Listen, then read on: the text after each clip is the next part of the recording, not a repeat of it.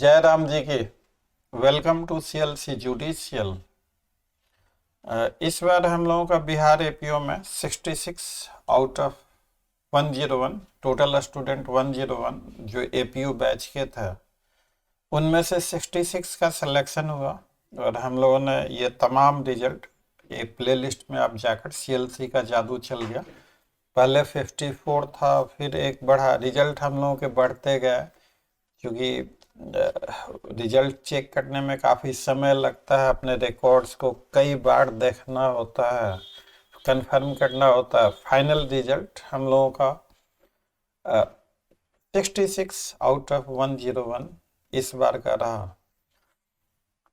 आप सारे बच्चे लोगों के बहुत सारे पर्सनल मैसेजेज आए, कॉन्ग्रेचुलेशंस और बहुत सारी तमाम चीज़ें।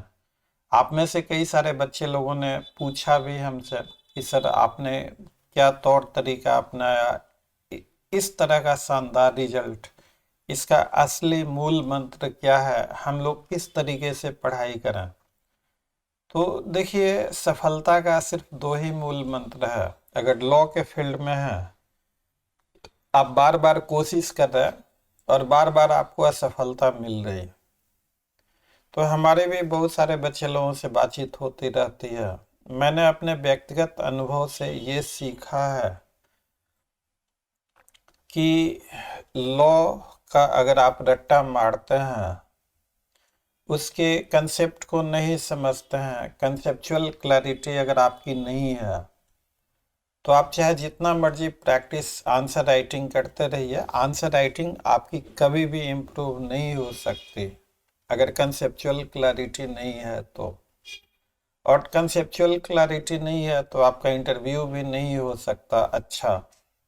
तो इन कारणों से कंसेप्चुअल क्लैरिटी नहीं होने की वजह से आपका 2-4 नंबरों से या थोड़े बहुत नंबरों से सिलेक्शन रुक जाता है। तो अभी तक तो यही हो रहा है कि भैया ये नोट सही से पढ़ लीजिए, रट लीजिए, एग्जाम में जाके छाप दीजिए।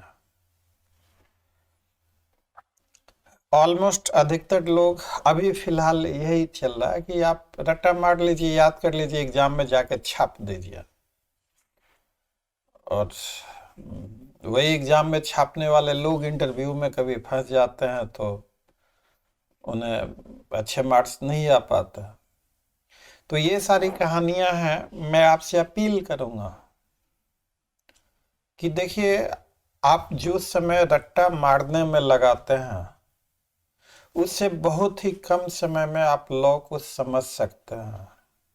अगर आप लॉ को समझते हुए पढ़ेंगे तो रट्टा मारने की आवश्यकता नहीं है, और आप कभी भी नहीं भूलों, कभी भी उन चीज़ों को नहीं भूलेंगे और एरर के चांसेस नहीं होंगे। तो मेरे व्यक्तिगत विचारों से लॉ का रट्टा मत मारिए, समझने का प्रयास कीजिए। यही हम लोगों का मूल मंत्र है, इसके अलावा और कुछ नहीं है। हम लोग बहुत ही साधारण टाइप के इंसान हैं। हम लोग सिंपल सिंपल तरीके से जो भी करते हैं, बिल्कुल सिंपल सिंपल तरीके से करते हैं। कोई जादूगरी नहीं है हम लोगों के पास, पहली बात। दूसरी बात, अधिकतर बच्चे लोगों को देखते हैं कि जब तक वैकेंसी आती नहीं तब तक उनकी किताबें खुलती नहीं। तो देखिए, वैकेंसी के अनाउंसमेंट के बाद अगर आप अपनी किताबें खोलेंगे तो आपके पास पर्याप्त समय नहीं होगा। तो आप वैकेंसी का इंतजार ना करें, अपनी पढ़ाई जारी रखें, कंसिस्टेंसी को मेंटेन करें। तो सफलता का कोई ऐसा हिडन सीक्रेट नहीं है। बहुत ही आसान तरीके से, बहुत ही सिंपल तरीके से अपने लाइफ स्टाइल में थोड़े बहुत चेंजेस करके आप भी अपनी असफलता पे सफलता की कहानी लिख सकते हैं। हम लोगों का शुरू से ही मिशन रहा है नॉन कमर्शियल चार्जेज पे। एजुकेशन का कमर्शियलाइजेशन नहीं होना चाहिए। तो कमर्शियल चार्जेस तो आप दिल्ली वगैरह में देख ही रहे हैं, 2.5 से 3 लाख रुपए। हम लोग बहुत ही कम चार्जेज पे, नॉन कमर्शियल चार्जेज पे आपको, अब हम लोगों का भी स्लोगन है, नारा है, सबसे सस्ता सबसे बढ़िया। इस दिशा में हम लोग लगातार प्रयास कर रहे हैं। हमारे चार्जेज लोएस्ट। हम लोग यहाँ बिजनेस करने नहीं आए हैं। हम लोग यहाँ वो तमाम स्टूडेंट उन्हें लॉ की एक अच्छी जानकारी दे सकें, उनकी असफलता पे सफलता की कहानी को लिख सकें। लॉ वैसे देखा जाए तो हकीकत में हमें बहुत कुछ नहीं आता, थोड़ा बहुत हल्का फुल्का आता है। तो जो भी हमें हल्का फुल्का आता है, उन एक्सपीरियंस को, उन तजुर्बे को मैं आपके साथ शेयर करते रहता हूँ टाइम टू टाइम। अगर वो सारी चीज़ें अगर आपके लिए हेल्पफुल होती हैं तो हमारे लिए भी ये खुशी की बात है। तो मैं आपसे अपील करूंगा कि आप निराश मत होइए, अपनी किताबें खोल लीजिए, वैकेंसी का इंतजार मत कीजिए, और जिन तौर तरीकों से आपको बताया गया है पढ़ाई करने के लिए, उन्हीं तौर तरीकों से आप पढ़ाई कीजिए। अगर किसी भी तरह की आपको दिक्कत होती है तो स्क्रीन पे लिखे हुए नंबरों पे आप हमसे संपर्क कर सकते हैं। यह वीडियो पार्ट 2 है। पार्ट 1 में हम लोगों को ने सीपीसी को कैसे एक स्टार्टिंग के तौर पे, और ये पार्ट 2 भी आप देखिए। अब यूट्यूब पे तो बहुत सारी चीज़ें नहीं आ सकती। आपको करना क्या है, हमारे यहाँ जो सिस्टम है, हम लोगों ने ऑफलाइन क्लासेज बंद कर दिया, क्योंकि ऑफलाइन क्लासेज में जो आप इंफ्रास्ट्रक्चर रखेंगे बड़े पैमाने पे, तो 1 लाख रुपए के आसपास का 70-80 हज़ार रुपया किराया, बिजली, ये वो सारी चीज़ें, स्टाफ। तो ऑफलाइन अगर आप रखते हैं और 1 लाख रुपए हर महीना अगर आपकी जेब से जा रहा है, तो फिर चार्जेज भी आपके भाग जाएंगे। तो चार्जेज हम लोगों का कम से कम, वो चार्जेज उतने महत्वपूर्ण नहीं हैं। जो महत्वपूर्ण है आपके भविष्य का जो सवाल है, जो महत्वपूर्ण है आपका रिजल्ट हो। तो ऑनलाइन क्लासेज में हम लोगों का रिजल्ट बहुत बेहतरीन। तो हम लोगों ने ऑफलाइन को बंद कर दिया है, ऑनलाइन ही स्टार्ट करेंगे। और आपने लाइव क्लास अटेंड किया, उसके बाद वीडियो रिकॉर्डिंग आपको दी जाएगी। इसी वीडियो रिकॉर्डिंग के मद्देनज़र हमारे स्टडी मटेरियल नोट्स बने हुए हैं। इन्हीं चीज़ों को आपको 2 से 3 बार देखना है। इम्पोर्टेंट पॉइंट्स को बुलेट पॉइंट्स के तौर पे अपने कॉपी पे नोट कर लेना है। और क्वेश्चन आंसर सेशन हमेशा हमारे यहाँ चलता रहता है। लॉ को जितना आप डिस्कस करेंगे उतना बेहतरीन समझेंगे। तो ये छोटी छोटी चीज़ें आप कर दें तो मुझे उम्मीद है कि हर हालत में आपको सफलता मिलेगी। राम जी से भी प्रार्थना कीजिए कि अब तक असफल हो रहे हैं, हे राम जी मेरा बेड़ा पार लगाइए, जरूर कामयाबी मिलेगी। तो आइए देखते हैं ये वीडियो पार्ट 2। अब ये क्लास रिकॉर्ड की जा रही है। तो कमिंग बैक टू द, मैं आपसे अभी तुरंत कह रहा था कि 2 ही तरीके हैं एग्ज़ाम पास आउट करने के। या तो आप नोट्स वगैरह मटेरियल से रट्टा मार लीजिए, किस्मत ने साथ दिया तो रिजल्ट हो भी सकता है, या उसे समझते हुए कीजिए। तीसरा कोई तरीका नहीं है। तो रट्टा के साथ सबसे बड़ी दिक्कत, एक तो टाइम काफ़ी ज़्यादा आपका लगता है। आप बार बार उन चीज़ों को याद करते हैं, याद करके फिर भूल जाते हैं उन चीज़ों को। कुछ मिस हो जाता तो आप समझ नहीं पाते। और आपसे किसी को दुश्मनी नहीं है, एग्जामिनर को आपको क्यों कम नंबर देगा, इंटरव्यू में क्यों कम नंबर देगा। अब ये सारी बकवास की चीज़ें बहुत सारी सोशल मीडिया पे चलती रहती है। आपसे कोई पूछेगा कि मेंस में कैसा नंबर, तो हमने तो सारे लिखे थे, 6 के 6 लिख दिए थे, लेकिन नंबर नहीं आया, सिलेक्शन नहीं हुआ। खैर जो भी हो, अब उन सारी चीज़ों में नहीं जाऊंगा। मेरा सिर्फ इतना ही कहना है कि रट्टा आप बार बार मारते हैं, बार बार भूलते हैं, हर एग्जाम में आप करते हैं। तो सबसे बेहतर तौर तरीका है कि रट्टा मारने में, जैसे मान लीजिए कि आपको 1 आवर लग रहा है कंप्लीट, समझते हुए पढ़ेंगे तो 15 मिनट में आप वो सारी चीज़ें समझ जाएंगे। और समझते के साथ साथ तौर तरीके, जैसे कल हमने पढ़ाया आपको जस्ट कल तो बातचीत ही ज़्यादा होती रही, इफेक्टिव क्लासेज कम हो पाई कल को। तो उनमें से जैसे इसेंशियल एलिमेंट्स ऑफ डिग्री, तो 5 चीज़ें हमने कल बताया था। तो 5 चीज़ें आपके बिल्कुल टिप्स पे होनी चाहिए, और थोड़ा सा उन चीज़ों को डिस्कस कर लेंगे। हमने स्टडी मटेरियल देखिए तैयार किया हुआ है, ये हमारा स्टडी मटेरियल है इस तरीके से। वो सब जो रेगुलर स्टूडेंट, ये दिख रहा है आपको स्टडी मटेरियल?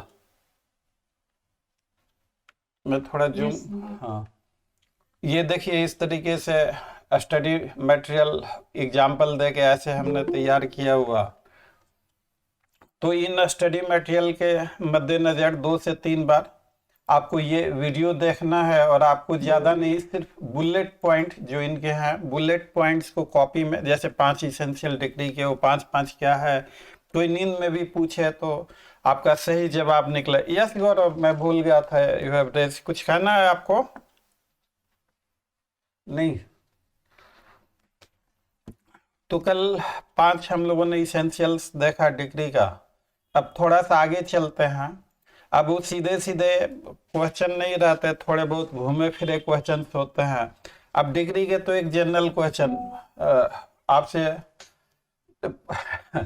पूछ देंगे, एक जनरल क्वेश्चन डिग्री का। मैंने मजाक में एक स्टेटस डाल दिया कि मेरा ये जुड़वा भाई है, लोग, अब कुछ बच्चे लोग कंफ्यूज हो रहे हैं।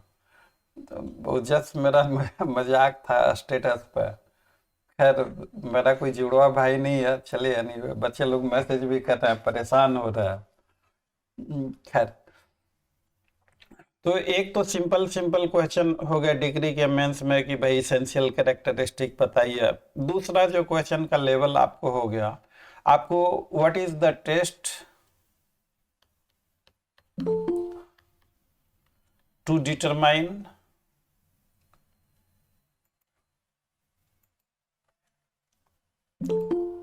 ओहो, बच्चे लोग टाइम से ज्वाइन नहीं करते हैं, और ये डिस्टरबेंस होता है क्लासेस में। What is the test to determine whether an order of the court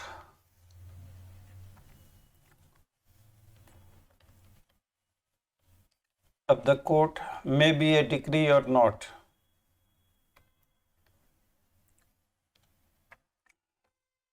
ये आपको पढ़ाया हुआ है। अब आपको एक्सरसाइज करना है, इसका क्या आंसर देंगे?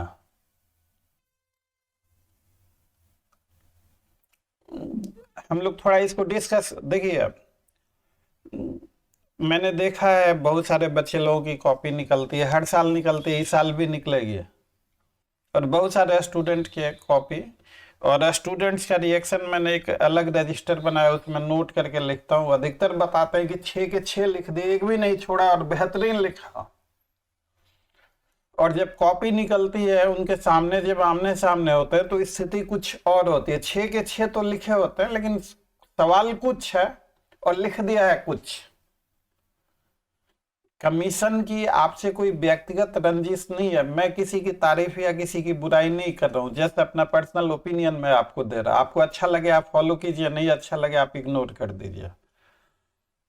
मोस्ट ऑफ द टाइम देखा गया जिनका रिजल्ट नहीं होता तो इररिलेवेंट आंसर देता। अब देखिए क्वेश्चन हल्का सा ट्विस्ट, ये क्वेश्चन, इस क्वेश्चन में कुछ भी नहीं है, बहुत ही सिंपल क्वेश्चन है, सिर्फ आपके समझने का फेर है। अब जैसे ये क्वेश्चन है स्क्रीन पे आपके सामने, what is the test to determine whether an order of a court is decree और नॉट? क्या आपका आंसर होगा, क्या बताएंगे इसमें? कल क्या? यस यस यस, प्लीज बताइए Sir, the very first thing, there must be an adjudication, and secondly, such adjudication must be done in a suit. Thirdly, right of the party, there must be a right of the parties in the controversy. Fourth, there should be a conclusive determination. Fifth, the expression should be formal. शिकारी आएगा, दाना डालेगा, जाल बिछाएगा।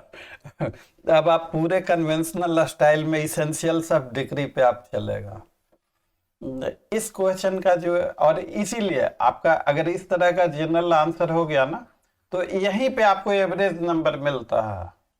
Scoring नहीं हो पाती है। आपको दो चीज हमने कई वीडियोज में YouTube पे बताया है कि कोई क्वेश्चन 10 मार्क्स का है तो उसे आप कितने स्पेस में लिखेंगे, कोई क्वेश्चन 15 मार्क्स का है तो कितने स्पेस में लिखेंगे। आप सबों के बेटरमेंट के लिए मैं वो तरीका एक बार फिर से आपके सामने पेश कर देता हूँ, आप समझ जाइए। फॉर एग्जांपल यहाँ बिहार में जैसे आप बीजीएस देते हैं 32 बिहार जे का मेंस इन्होंने लिखा होगा, एक पेपर लॉ का कितने मार्क्स का होता है बताते चलिए, साथ देते चलिए, पार्टिसिपेट कीजिए, this is not a silent class.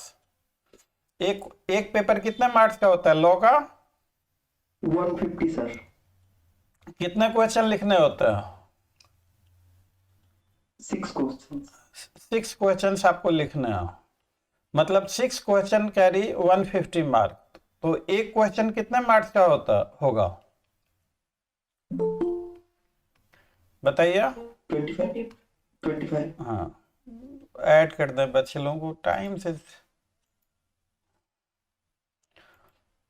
एक क्वेश्चन 25 मार्क्स का हो, आपको कितने पेजेस दिए जाता है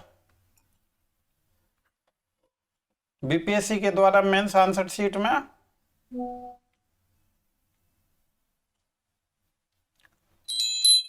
आपने मेंस दिया होगा तो कितने पेजेस दिए जाते हैं? एनी आइडिया अबाउट 36 का सर। मेंस का? 36। हाँ, 36 पेजेज है। तो 36 पेजेज में आपको 6 क्वेश्चन लिखने हैं, तो एक क्वेश्चन के लिए कितने पेज होगा?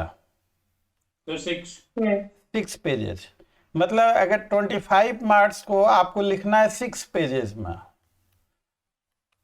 तो इस तरह से you may have a rough idea कि आपको कितने मार्क्स, अब जैसे आप डीजीएस देंगे, यूपी का देंगे, तो आपको कितने स्पेस में लिखना है। तो ये फार्मूला आपके लिए काफ़ी हेल्पफुल हो सकता है। एंड मस्ट नॉट फॉरगेट, आप अगर मान लीजिए कि 5 मार्क का क्वेश्चन है, उसे तो आपने लिख दिया 4 पेज में, और 10 मार्क्स का क्वेश्चन है तो आपने लिखा हाफ पेज में, तो क्या ये मैटर नहीं करेगा कॉपी चेक करते वक्त कि 5 मार्क आप लिखते हैं 4 पेज में और 10 मार्क्स लिखते हैं आप आधे पेज में? Will that be a criteria into the mind of examiner or not? That has to be a psychological criteria. तो और ऐसी चीजें तब होती है जब अंडरस्टैंडिंग नहीं है या आपके पास कंटेंट मटेरियल नहीं है। ये हम थोड़ा टॉपिक से, ये चूंकि इट वाज वेरी इंपॉर्टेंट, हमने कई वीडियोज में कि कितने मार्क्स के क्वेश्चन को आप कितने अंदाज में लिखेंगे। तो आपसे यहाँ पे जो क्वेश्चन है स्क्रीन पे, ये मान लीजिए कि आपका मेंस का क्वेश्चन है कि what is the test to determine whether an order of the court may be called decree और नॉट। ये आपको टेस्ट पूछ रहा है डिग्री का, डिग्री का इसेंशियल नहीं लिखना। क्या व्हाट इज द टेस्ट बताइए, just think for a moment.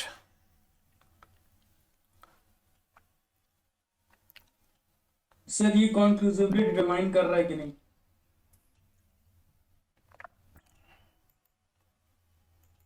और बाकी लोग, आप लोग जानते हैं, अगर मैं बताऊंगा, कल हम लोग बार बार क्या पढ़ रहे थे डिग्री में? सब्सटेंटिव राइट का डिटर्मिनेशन होना चाहिए। कौन सा राइट का डिटर्मिनेशन होना चाहिए?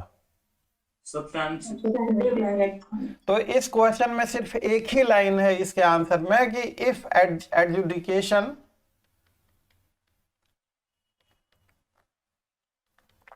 अब इसको जैसे भी लिखिए, if adjudication of the court results into determination of substantive right of the party, substantive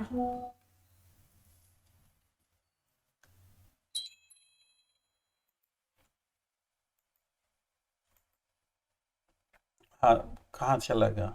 अब मेरे साथ ही सेंटेंस को कंप्लीट कराइए, मुझे अंग्रेजी नहीं आती, कुछ नहीं आता मुझे। ये आगे क्या लिखेंगे? If adjudication of court results into determination of substantive not merely procedural rights अरे मैं ही बोल दिया, अब आगे आप बोलिए। नॉट मियरली प्रोसीजरल राइट्स, आगे क्या लिखेंगे?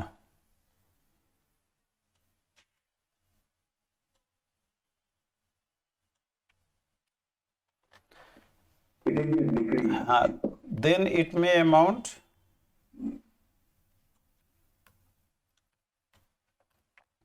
तो आपके ये पूरे क्वेश्चन का सब्सटैंटिव राइट एक लाइन का इसका आंसर है। अब 10 मार्क्स का क्वेश्चन है तो इसको एक्सपेंड करना है कि हम कैसे लिखें, ये आपने बता दिया।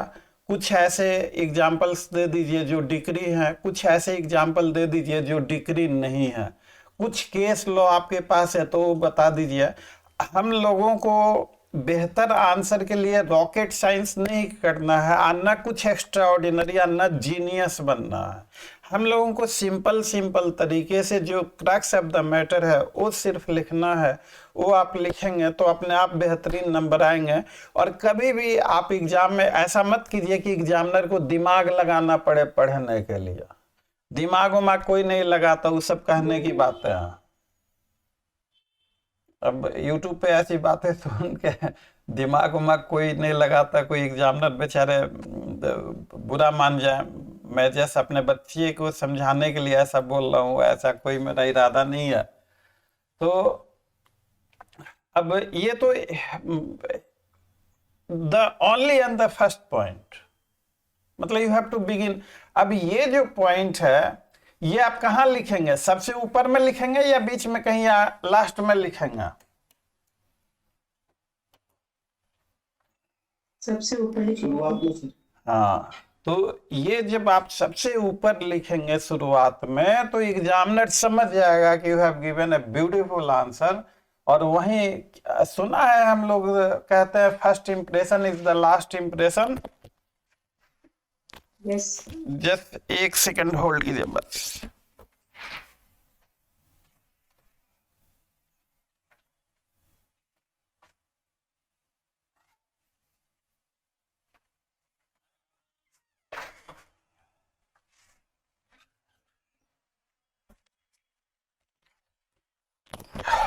तो ये आप सबसे ऊपर लिखेंगे इस तरह से, how you may write your answer into the mains. और ये लिखना है, इसी तरीके से आपको लिखना है, इसी तरीके से पूरा सिलेबस आपको तैयार करना है। अब यहाँ पे अब ये तो पहला चीज हो गया। अब कोई ऑर्डर डिक्री है कि नहीं, इसके अलावा और क्या क्या चीजें इंपॉर्टेंट हो सकती है कि whether an order is decree और नॉट। ये तो पहला तो देखा जाएगा substantive right of the parties, ये क्रक्स है। और हम आपको एडवांस लेवल में लेके चल रहा कि बेहतरीन परफेक्ट आंसर। दूसरा, अब इन सारे चीजों के लिए पार्टी के प्लीडिंग को रेफर करना पड़ेगा कि नहीं रेफर करना पड़ेगा? कि सब्सटैंटिव राइट का डिटर्मिनेशन है कि प्रोसीजरल राइट का, fact of the case refer करेंगे या नहीं करेंगे?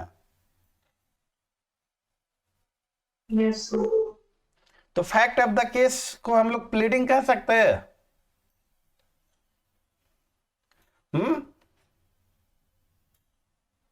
What is the meaning of pleading? Plaint and written statement. Written statement.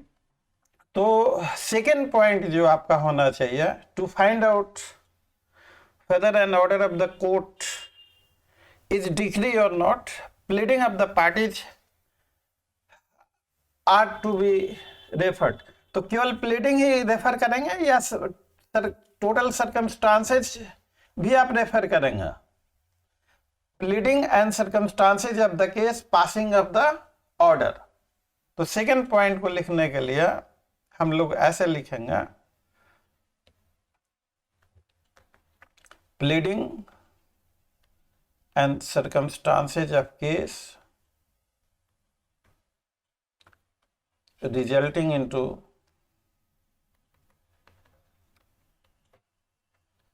passing of the order is also to be considered। इस पे केस लॉ भी है बहुत सारे, तो यहाँ पे हम केस लॉ ऐसे अवॉइड कर रहे हैं, केस लॉ नहीं दे रहे हैं। तो ये दो चीज अब पहला आपने लिखा, उसके बाद इसी लाइन के कंटिन्यूएशन में लिख देंगे या पैराग्राफ भी चेंज करना चाहिए आपको दूसरे पॉइंट के लिए? चेंज करना चाहिए सर। तो पैराग्राफ भी आप चेंज कर देंगे। अब हम लोग थोड़ा सा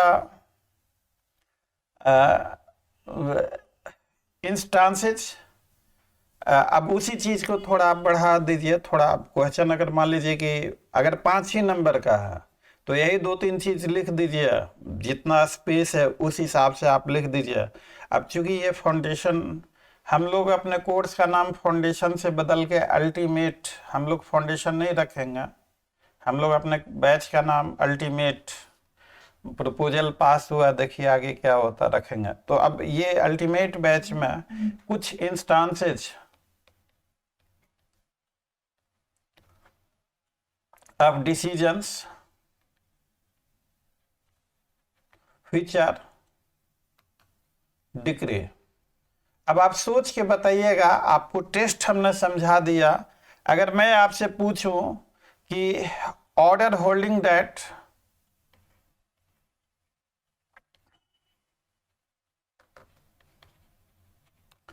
right to sue does not survive, ये क्या होगा? ये डिक्री होगा या नहीं होगा? डिक्री। यस, बाकी लोग भी बताइए।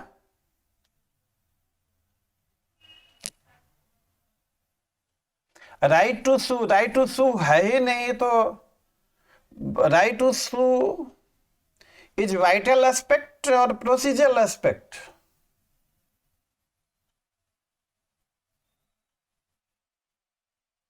Right to sue locus, it is very very vital aspect, तो इसलिए ये डिक्री होगा। ऑर्डर रिफ्यूजिंग रिलीफ, रिलीफ को रिफ्यूज कर दिया गया, डिक्री है सर। एक्सप्लेन। हम आपकी बात से सहमत है, आपका आंसर बिल्कुल परफेक्ट है, करेक्ट है, लेकिन एक्सप्लेन कीजिए हाउ। हमने सूट फाइल किया कि भाई ये प्रॉपर्टी मेरी है, मेरा सूट डिसमिस हो गया, तो हो गया ऑर्डर रिफ्यूजिंग रिलीफ। मैंने कोई सूट फाइल किया डिक्लेरेशन का, इंजंक्शन का, पोजीशन का, मेरा सूट डिसमिस हो गया कि I am not owner. The substantive right, whether I am honor or whether I am not honor, is that a substantive right or not? Consider कीजिए। Yes sir, it is. तो order refusing relief, one of several relief, तो ये आपका decree होगा। Order holding that there is no cause of action,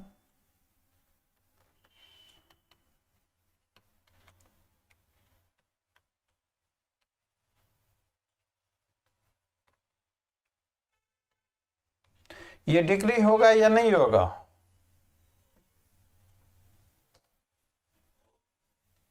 होगा sir. Sir होगा।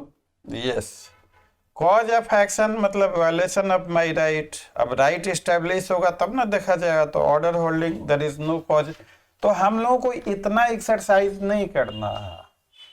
ये just मैं आपको समझाने के लिए 2-3-4 इलस्ट्रेशन दे रहा हूँ। बाकी जो मैं आपको स्टडी मटेरियल दूंगा, नोट्स दूंगा, उनमें ये सारी चीजें लिखी रहेंगी।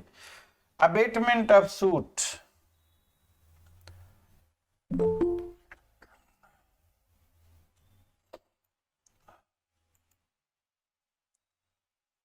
Abetment order abating the suit, ये डिक्री होगा या नहीं होगा?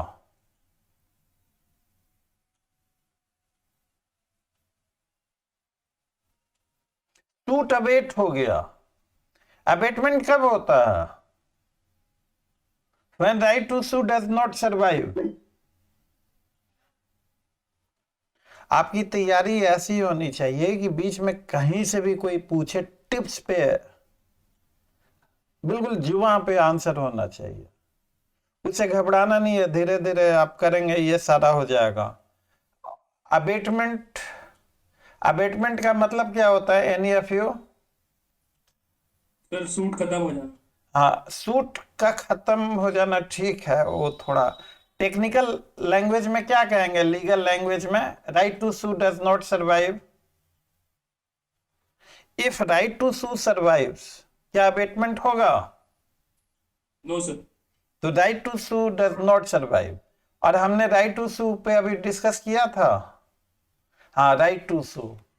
तो देखिए, राइट टू सू का ही ये जुड़वा भाई है अबेटमेंट। तो वो डिग्री है तो ये भी डिग्री होगा।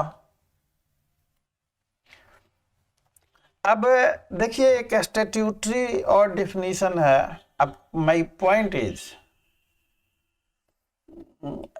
ये तो दूसरा, मतलब हमने सब्सटैंटिव राइट कुछ दो चार और यहाँ पे हम लोग उदाहरण की ऑर्डर नॉट डिग्री, ऑर्डर्स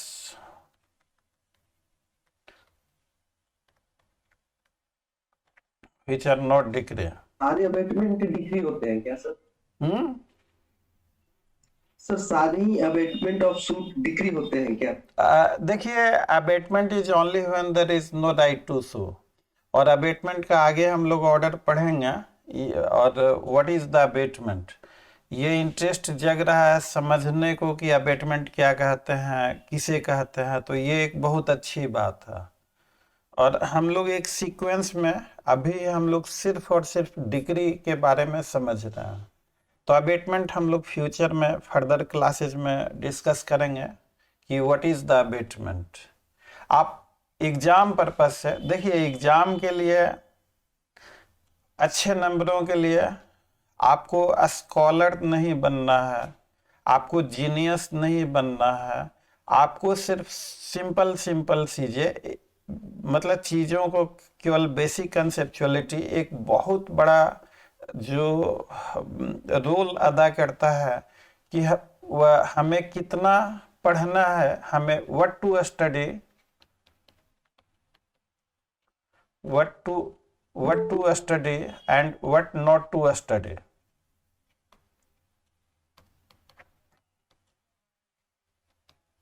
ये हम लोगों के लिए, देखिए, लॉ एक एंडलेस सब्जेक्ट है। और चूंकि लॉ एक एंडलेस सब्जेक्ट है तो इसीलिए मैं भी कहता कि I have little knowledge of law. तो हमें, जैसे हमने डिग्री के बारे में पढ़ा, इस लेवल तक पढ़ लिया। डिग्री इतना ही नहीं है, सारी उम्र गुजर जाएगी पढ़ते पढ़ते और डिग्री कभी कंप्लीट नहीं होगी, बहुत सारे जजमेंट हैं।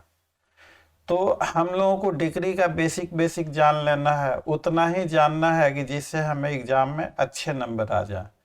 आप कई सारे ऐसे जजमेंट देखेंगे कि कुछ जजमेंट आपके फेवर में भी हो सकती हैं, कुछ जजमेंट आपके अगेंस्ट भी हो सकती हैं। एक टाइम पीरियड फिक्स है हम लोगों के पास, और हम लोग वहाँ पे अननेसेसरी अगर रिसर्च करेंगे तो समय निकल जाएगा, सिलेबस नहीं कंप्लीट होगा। तो एक स्मार्ट स्ट्रेटजी के अंतर्गत हम लोगों को सिलेबस से थोड़ा भी बाहर नहीं जाना है। सिलेबस से बाहर जाने का मतलब है कि हम लोग अपना समय बर्बाद करेंगे। तो एक बार सिलेबस पे पूरा कमांड बन जाए, उसके बाद जितना बाहर जाना है, जितना रिसर्च हो, हम लोग करते रहेंगे। बेसिक पहले क्लियर होना चाहिए। एनीवे, आपका ये क्वेश्चन बहुत ही अच्छा है।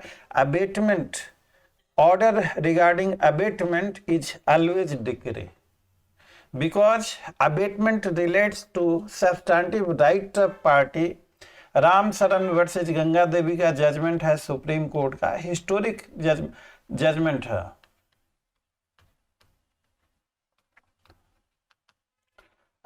ये अबेटमेंट में आपको पढ़ाया। अब क्वेश्चन इज दिस कि ये सारी चीजें एक प्रोफेशनल के लिए, एक जब आप लिटिगेशन वगैरह कोई ऐसा पॉइंट बहुत हाई लेवल पे इन्वॉल्व है तो आपको जानने के लिए ये जरूरी है। बट कम्पिटिटिव एग्जाम के लिए आई थिंक कि अगर इस, देखिए अंत तो है ही नहीं लॉ का, आप जाते रहिए, बहुत डीप में जाते रहिए।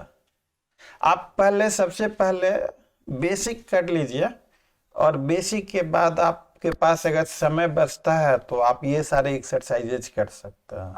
मतलब दिस इज माय एडवाइस, बाकी आपको जो ठीक लगे। नेक्स्ट पॉइंट की हम लोग बात करते हैं।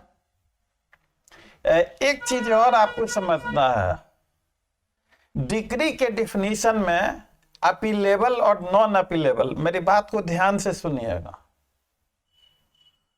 डिग्री के डिफिनीशन में, डिग्री का डिफिनीशन सेक्शन 2 में दिया हुआ है। अपीलेबल और नॉन अपीलेबल ऑर्डर, कौन सा ऑर्डर डिग्री होगा, कौन सा अपीलेबल ऑर्डर डिग्री होगा या नॉन अपीलेबल ऑर्डर डिग्री होगा, कौन सा क्या होगा, कहीं कुछ ऐसा कहा हुआ है सेक्शन 2 में? Yes sir, non appealable orders होंगे वही डिग्री होंगे, और जिसे अपील लाई करती है वो डिग्री नहीं होंगे। बाकी लोग बताइए, बाकी लोग बताइए, जस्ट बाकी लोगों को भी।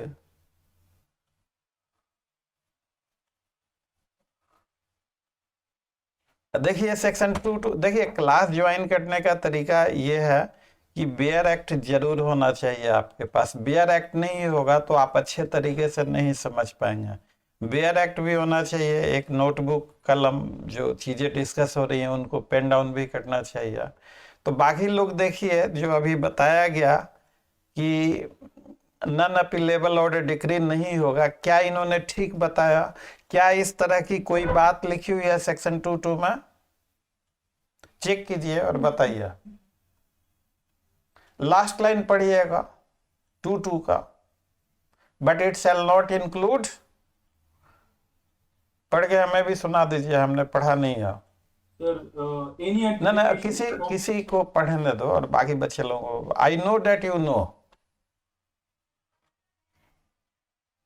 आप में से बाकी कोई पढ़िए, आप में से कोई भी। But shall not include any adjudication from which an appeal lies as an appeal from an order. तो इसका क्या मतलब हुआ?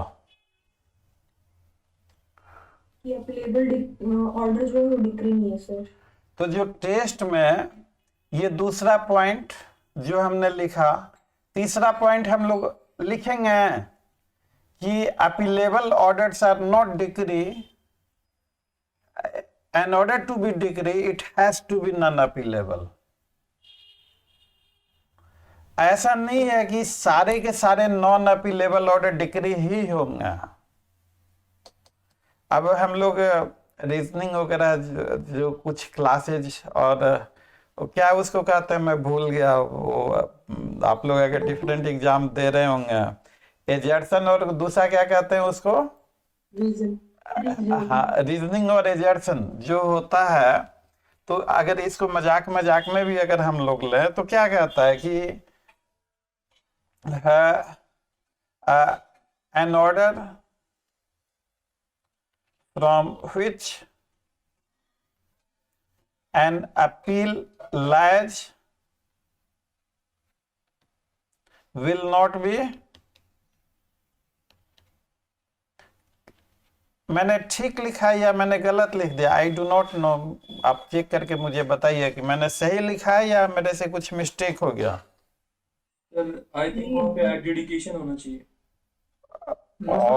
Order is the result of adjudication. क्या कोई ऑर्डर हो सकता बिना एडजुडिकेशन के कोर्ट में? यस सर, हो सकता है। एडजुडिकेशन सर सूट में बाद में दिया जाता है। एडजुडिकेशन कल पढ़ाया गया था। What is the meaning of adjudication? Judicial determination of matter in controversy. कल का वीडियो देखिएगा। What is the meaning of adjudication? Adjudication means judicial determination. किस चीज का? Substantive right of the parties. किस चीज से संबंधित? Matter in controversy into the suit. तो चलिए एनीवे थोड़ी देर के लिए, मतलब एडजुडिकेशन होगा तभी ऑर्डर होगा। तो अगर ये line an order from which an appeal lies will not be decree, will not amount to be decree, grammar वगैरह मुझे नहीं आता उतना, वो थोड़ा देख लीजिएगा। ये लाइन पढ़ के बताइए कि वो ठीक है या गलत है।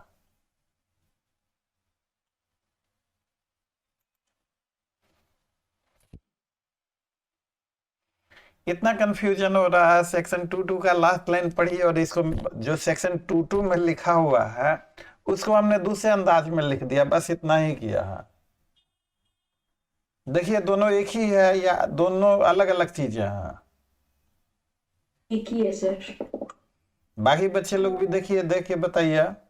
Yes, sir, same. एक ही है, सही है सर। हाँ, तो नॉन अपीलेबल ऑर्डर तो इज नॉट डिक्री, तो इसका जो non appealable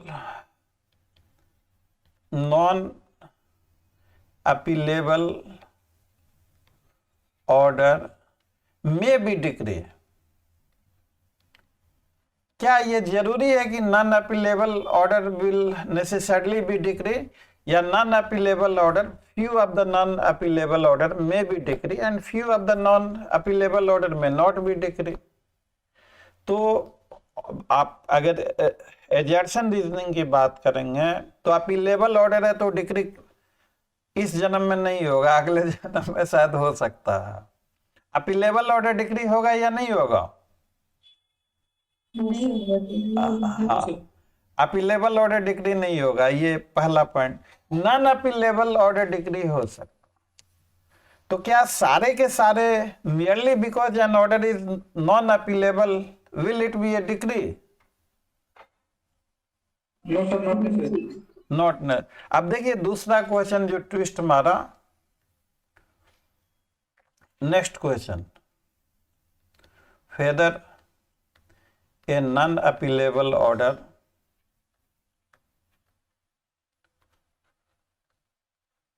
can be treated as a decree or not। अब ये क्वेश्चन यहाँ पे अगर इस तरह का ट्विस्ट मारा हुआ, देखिए हम ये प्रयोगशाला है, मैं आपको पढ़ा रहा हूँ, पढ़ाने के साथ साथ क्वेश्चन के ट्विस्टिंग को क्लियर करता चलूंगा, तो आप जो समझेंगे इनके बुलेट पॉइंट को नोट कर लेंगे, तो आई होप एंड बिलीव कि हम लोगों की एक अच्छी तैयारी हो सकती है। और ये समझेंगे, बुलेट पॉइंट नोट करेंगे, तो जो सर में दर्द होता है ना रट्टा मार मार के, वो नहीं होगा, और ये कभी आप भूलेंगे भी नहीं अगर समझते हुए पढ़ेंगे तो। और नहीं समझते हुए पढ़ेंगे तो सारी उम्र बैठ के रट्टा मारते रहिए, गलतियां होती रहेंगी। तो non appealable order can be treated, तो ऑल दो नॉन अपीलेबल, आप रेफर कीजिए सेक्शन 2.2 के लास्ट लाइन के कि अपीलेबल ऑर्डर अगर है तो डिक्री नहीं होगा। नॉन अपीलेबल ऑर्डर में be decree if it conclusively determines the substantive right of the party. ये एक लाइन का के हो गया। अब नव अगर आपको आंसर लिखना हो इस तरह के ट्विस्टेड क्वेश्चन का, तो आंसर अब आप लिख सकते हैं या नहीं लिख सकता? Yes, sir. स्पून फीडिंग नहीं करना है। आप सारे बच्चे लोग, आपको ये क्वेश्चन स्क्रीन पे आपके सामने है,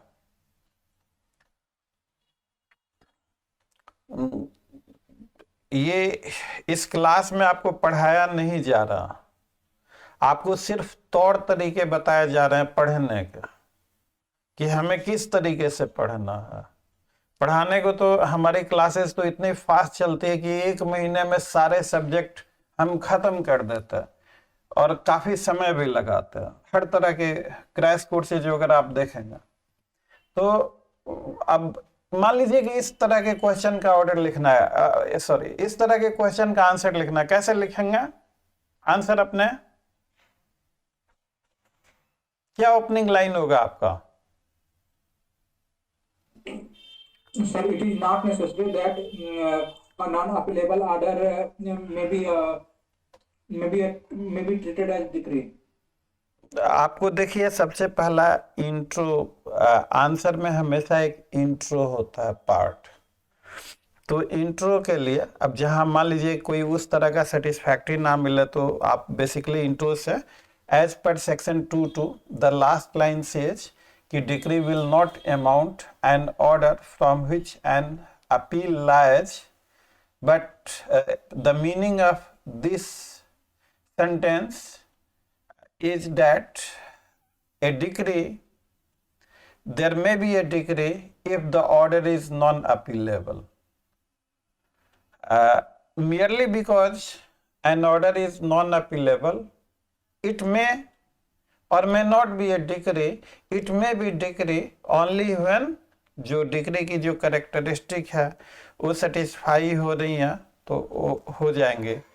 तो ये जो क्वेश्चन आंसर जो हम लोगों ने करा, तो बेसिकली आपको 3 पॉइंट डालने हैं।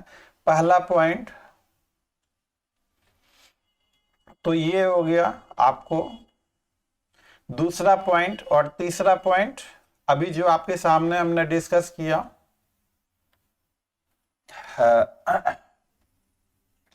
तो इस तरीके से आप आंसर लिख सकते हैं। अब हम लोग वो बीच में करने लगे थे instances of order amounting to decree, और हम लोगों ने फिर बीच में रह गए थे, हम लोगों ने ये नहीं किया instances of orders which are not decree. बच्चे लोग टाइम से नहीं ज्वाइन करता। यस श्वेता, कुछ कहना है आपको? आपने हैंड रेज किया, कुछ कहना है आपको? नो सर, मिस्टेक हो गया वो। अच्छा कोई बात नहीं, नो इशू एट ऑल। हम लोग अब थोड़ा सा कुछ इंस्टांसेस देख लेते हैं कि which is orders which are not decree.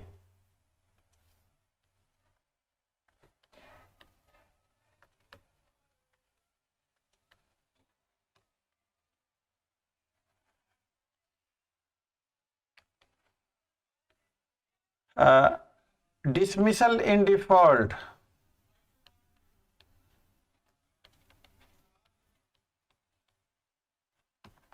Dismissal in default किसके? डिसमिसल इन डिफॉल्ट ये हम लोग कहते क्या है? डिसमिसल इन डिफॉल्ट इनफैक्ट होता क्या है? What is dismissal in default? किसकी डिफॉल्ट होती है इस तरह के चीजों में? Sir, when the plaintiff does not appear, हाँ dismissal. हाँ, तो डिसमिसल इन डिफॉल्ट। तो अब मान लीजिए प्लेंटिफ नहीं आया किसी कारण से, तो अरे उसके नहीं आने से केस सूट डिसमिस हुआ है, तो नहीं आना क्या कोई सब्सटैंटिव राइट का डिसीजन हुआ है इसमें? No, sir. और ये बात 2(2) में लिखी हुई है, dismissal in default. Yes sir. हाँ, तो ये क्या होगा? ऑर्डर हो सॉरी डिक्री होगा या नहीं होगा? नहीं होगा sir. Order of remand. Remand मतलब फाइल को नीचे भेज देना। अगर मान लीजिए, let me add order of remand. मान लीजिए आपने अपील फाइल करी, कहते हैं कि ये एविडेंस था, अपीलेट कोर्ट ने कहा कि ठीक है हम डायरेक्शन देके कि ये एविडेंस दीजिए नीचे। अपील के भी दौरान एविडेंस लिया जा सकता। अगर सुपीरियर कोर्ट ने केस को रिमांड बैक मतलब नीचे को भेज दिया, नीचे की कोर्ट में, तो कोई राइट डिसाइड हुआ रिमांड से? Substantive right. तो ऑर्डर ऑफ रिमांड डिक्री होगा या नहीं होगा? नहीं होगा सर। No, sir. ग्रांटिंग और रिफ्यूजिंग इंटरिम रिलीफ।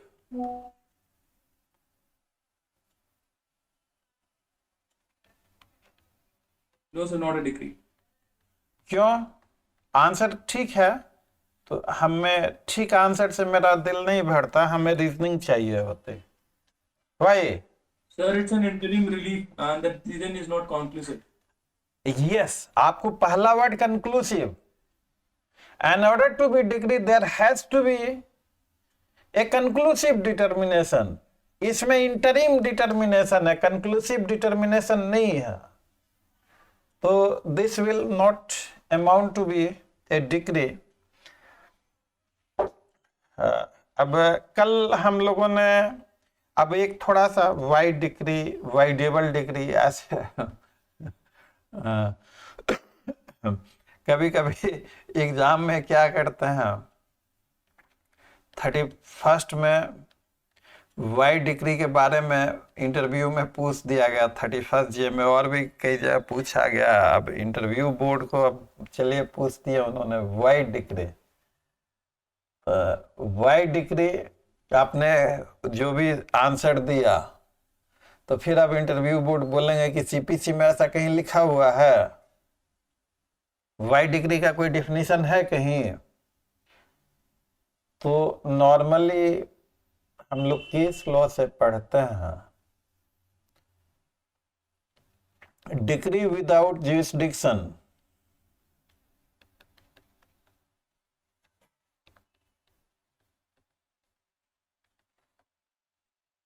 ये क्या है? नलिटी है या क्या चीज है? Sir nullity. अब मान लीजिए कि मैंने कोई ऑर्डर पास कर दिया कि ए और बी का चलो डाइवोर्स हो गया, तो मेरे को कोई ज्यूरिसडिक्शन है डाइवोर्स का डिग्री पास करने का? What is the meaning of jurisdiction? Jurisdiction हम लोग किसे कहते हैं?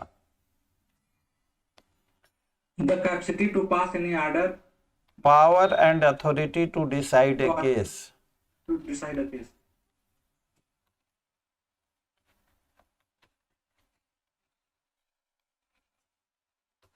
बच्चे लोग कहते हैं कि आपका क्लास अंग्रेजी मीडियम है, अंग्रेजी मीडियम है कि मिक्स हम कर रहे हैं। अब चलिए जो भी है, मतलब हम कोशिश करते हैं हिंदी में होने का, तो हमको तो शुद्ध ना अंग्रेजी आता है ना हिंदी आता है, क्या करें? अब चलिए थोड़ा हंसी मजाक। पावर एंड अथॉरिटी, तो degree without jurisdiction is nullity and this is the wide degree. अब साथ में हम लोग ये भी समझ लें कि वाइडेबल डिग्री, तो वाइडेबल का वाइड जो होता है, वाइड हम लोग कौन इनिशियो पढ़ते हैं? Word ab initio. शुरू से ही वाइड होना, और इसको नलिटी हम लोग बोलते हैं। और voidable degree is a valid degree until declared wide.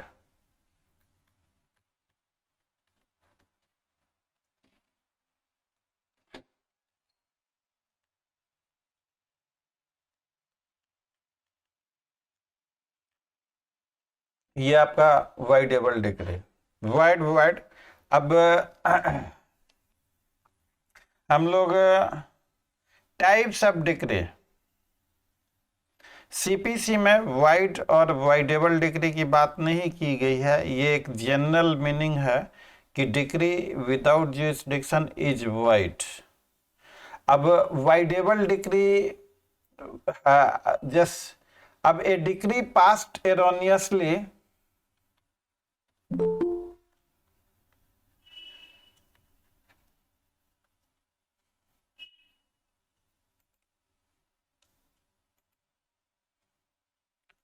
अब ए डिग्री पास्ड एरोनियसली, वो क्या होगा? वाइड डिग्री होगा या वाइडेबल होगा?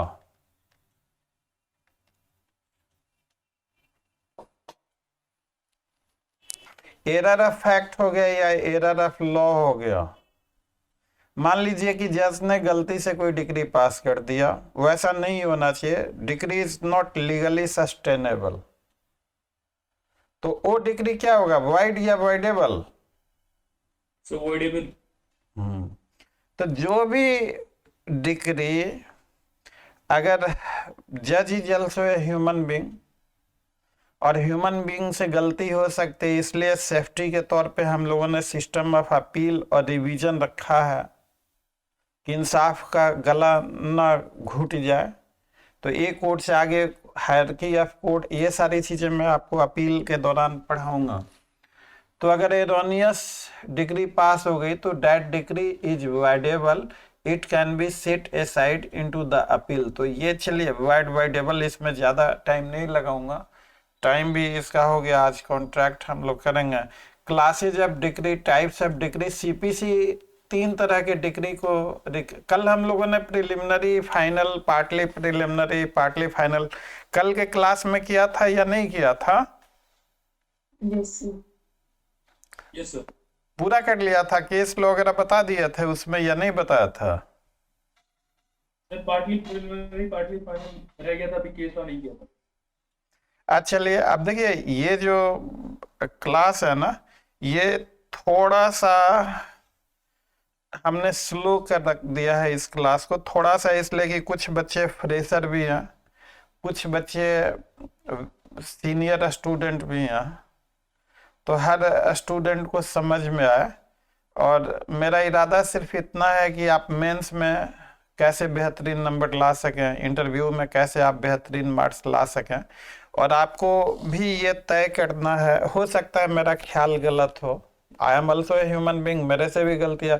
मेरे कहने का मतलब ये है कि जो लॉ स्टूडेंट मैं देखता हूँ कि परेशान है, दे दनादन, मम्मा ये सुन लो, घर में बहुत सारे, तो आप जो रट्टा मारने में जो समय आप फजूल का बर्बाद करते हैं, आप समझेंगे समय का भी पता नहीं लगेगा। एक बार में अब आपको करना क्या है, हमारा ये जो अब ये क्लास है इसकी वीडियो रिकॉर्डिंग आपको दी जाएगी, व्हाट्सएप पे ये नहीं शेयर किया जा सकता, टेलीग्राम ग्रुप में जुड़िएगा, मैं लिंक पोस्ट कर दूंगा, टेलीग्राम ग्रुप पे ये वीडियो रिकॉर्डिंग आपको भेजी जाएगी।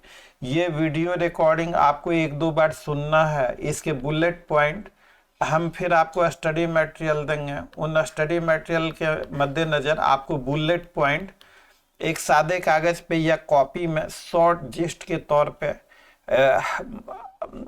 आप जितना शॉर्ट से शॉर्ट जिस्ट बुलेट पॉइंट आपको नोट कर लेना है।